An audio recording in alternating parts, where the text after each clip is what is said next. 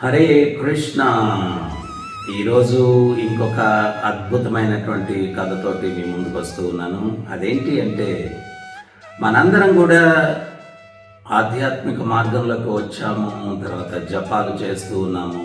కానీ చాలామంది జపం చేస్తూ ఉన్నాము, కానీ ఇంకా మనసు చాలా చంచలంగా ఉంది అని చెప్తూ ఉంటారు. దీనికి కారణం ఏంటి అంటే, భగవద్గీతలో భగవంతుడు ఒక విషయాన్ని స్పష్టం చేస్తారు. మనం చేసేటువంటి సాధన ఏ రకంగా ఉండాలా. ఆయన ఏమంటారు అంటే, తస్మాత్ సర్వేషు కాలేషు మా మనుస్మరణ యుధ్యచ మయి అర్పిత మనోబుద్ధి. మనం భగవంతుని ఎప్పుడు స్మరించాలా, ఏ రకంగా స్మరించాలా అంటే, మయి అర్పిత మనోబుద్ధి, మనసు బుద్ధి ఆయనకు అర్పించి మనం జపం చేయాలన్నమాట. యాక్చువల్గా మనం ఏంటి అంటే, చాలామంది నేను డివోటీస్ కూడా ఏదైనా ఒక సమస్య చెప్తే, రేపు జపం చేసేటప్పుడు ఆలోచించుకొని చెప్తాలే అంటారు. అంటే జపం చేసేటప్పుడు ఆలోచిస్తుంది అంటే మనం వేరే ఆలోచన ఉండకూడదు. చాలా ధ్యానం ఏ రకంగా ఉండాలంటే, దీని గురించి ఒక అద్భుతమైనటువంటి చరిత్రలో కథ ఉంది. గోదావరి తీరంలో ఒక భక్తుడు ఉండేటువంటి వాడు అనమాట. ఆయన ఏంటి అంటే, భగవంతుడికి చాలా గొప్పగా వైభవంగా ఉత్సవాలు ఇవన్నీ చెయ్యాలా అని చెప్పి కోరిక చాలా నిండుగా ఉండేటువంటిది అనమాట. అయితే దురదృష్టం ఏంటి అంటే, ఆర్థికంగా బాగా వెనకబడినటువంటి వ్యక్తి ఒకరోజు ఒక ప్రవచనానికి వెళ్తాడు. ఆ ప్రవచనానికి వెళ్ళినప్పుడు ఏమవుతుంది అంటే, ఆ ప్రవచనకర్త ఏమంటాడంటే, నీకు ధనం లేకపోయినా భగవంతుని సేవ చేసుకోవచ్చు.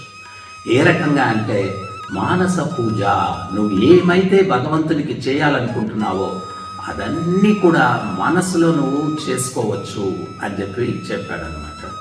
ఎప్పుడైతే ఆ రకంగా చెప్పాడో, ఆయన మనసులో ఒకరోజు గోదావరిలో స్నానం చేసి ఆ చెట్టు కింద కూర్చొని మనసులో ఏం చేశాడు అంటే, ఆయన అనుకున్నాడు, అరే ఇన్ని రోజులు నేను భగవంతుడికి ఈ రకంగా చేసుకోవచ్చు అనే తెలియక సమయాన్ని వృధా చేశాను, ఇప్పుడు నాకు మంచి అవకాశం అని చెప్పి ఆయన ఏంటి అంటే,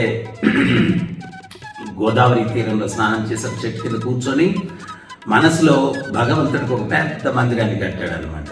ఆ ప్రాణ ప్రతిష్టకి 108 పుణ్యతీర్థాల నుంచి జలాన్ని తెప్పించాడు. అది కూడా బంగారు పాత్రలో తెప్పించాడనమాట. మనసులో ఇంకా గొప్పగా చేసుకోవచ్చు మనం.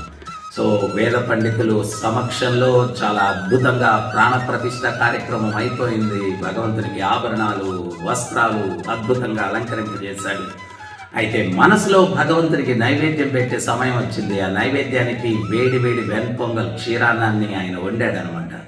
ఇది భగవంతునికి పెట్టడానికి అనుకూలమైనటువంటి వేడి ఉందా లేదా అని పరీక్షించడానికి వేలు పెట్టాడనమాట క్షీరాన్నంలో.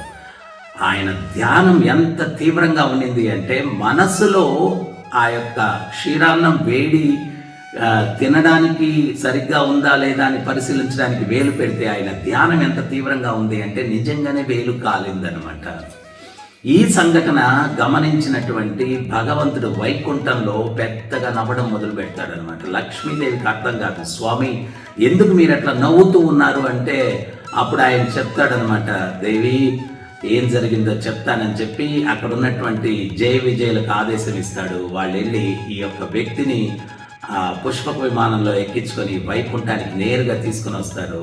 ఆ పుష్పక విమానం నుంచి దిగుతూ ఉన్న వ్యక్తికి ఎదురుగా భగవంతుడు వెళ్ళిపోయి గట్టిగా ఆలింగనం చేసుకొని, నీ ధ్యానం ఎంత తీవ్రంగా ఉండింది అంటే, అంత తీవ్రమైన ధ్యానం చేసినటువంటి నీకు మోక్షాన్ని ఇవ్వకుండా నేను ఎట్లా ఉంటాను, అందుకనే నేను జయ విజయను పంపించి నేను పుష్పక విమానంలో తీసుకొని వచ్చానని చెప్పి లక్ష్మీదేవికి అప్పుడు చెప్తాడు భగవంతుడు, ఇతను ధ్యానంలో క్షీరాన్నం వేడిగా ఉందా లేదా నాకు అర్పించడానికి తనిఖీ చేయడానికి వేలు పెడితే ఆయన ధ్యానం ఎంత తీవ్రంగా ఉన్నింది అంటే, నిజంగానే వేలు కాలింది, అందుకని నేను ముదమునంది నవ్వుతూ ఉన్నాను దేవి అని చెప్పాడు. సో మన ధ్యానం ఏ రకంగా ఉండాలా అంటే, భగవంతుని యొక్క దృష్టిని ఆకర్షించేటట్టుగా ఉండాలి. సో నామం చేసేటప్పుడు హరే కృష్ణ కృష్ణ కృష్ణ హరే హరే, హరే రామ రామ రామ హరే హరే అని ఉచ్చరిస్తూ ఆ యొక్క శబ్దాన్ని మనం వింటూ మనం జపం చేయాలా. అప్పుడే పూర్తి ధ్యానం ఉన్నట్టు. ఆ ధ్యానం ఏ స్థాయికి చేరుకోవాలా అంటే, భగవంతుడి భక్తుని ఏ రకంగా వైకుంఠానికి పుష్పక విమానం పంపించి తెప్పించుకున్నాడో, మన ధ్యానం భగవంతుడిని ప్రసన్నం చేసుకునేటట్టుగా ఉండాలి.